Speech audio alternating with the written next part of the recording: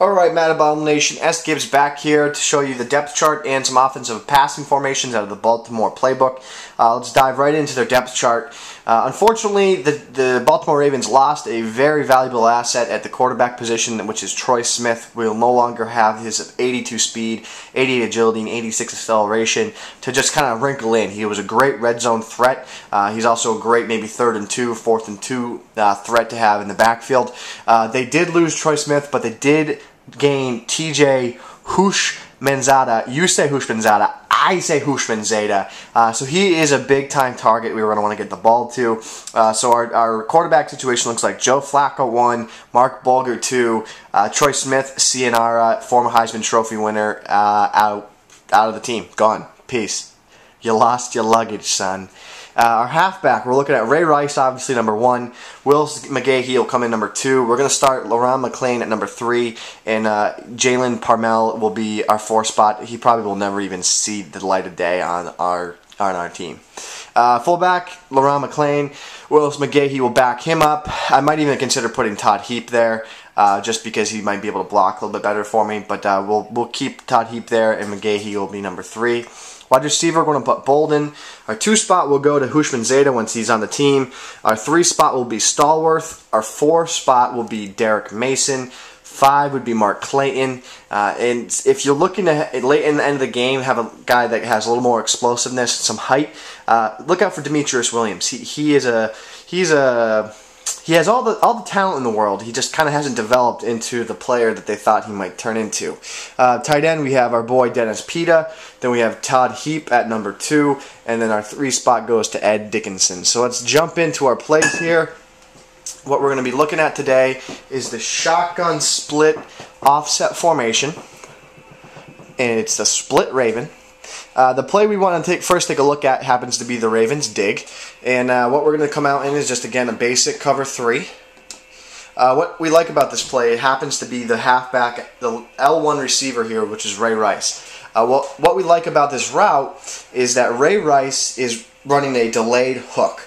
Now what that means is against zone or maybe against man, he'll be able to be open more times than not because he waits and then he goes upfield. So what happens is the defense will drop back, they'll forget about him underneath, and then we'll be able to complete the pass to him. So our other options on the play, what we like to do is we like to play square in a slant route. So if he does get upfield, we'll be able to throw our bouncing slant route off the sideline for a big, deep route.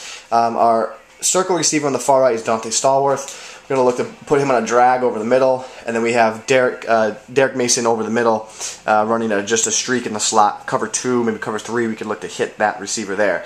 Our tight end in the backfield, Pita, we can put him on a fade, or we can also leave him in the block for extra protection. It's whatever you're looking for.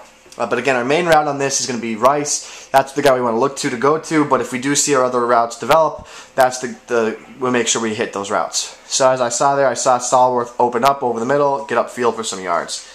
So we'll show you again this time, though, we'll throw to Rice. See, Rice waits, and then he releases, which is, well, he didn't catch the ball, but we'll show you it again. Rice waits, and then he releases. So you throw him the ball, look to get upfield for a couple of yards. We'll show you what it looks like if you motion him out. It's also pretty effective if you motion him out and do this. Motion out, he gets set, he pauses, defense breaks away. Just made a good jump on that ball. But you get the idea. You can motion him in again here.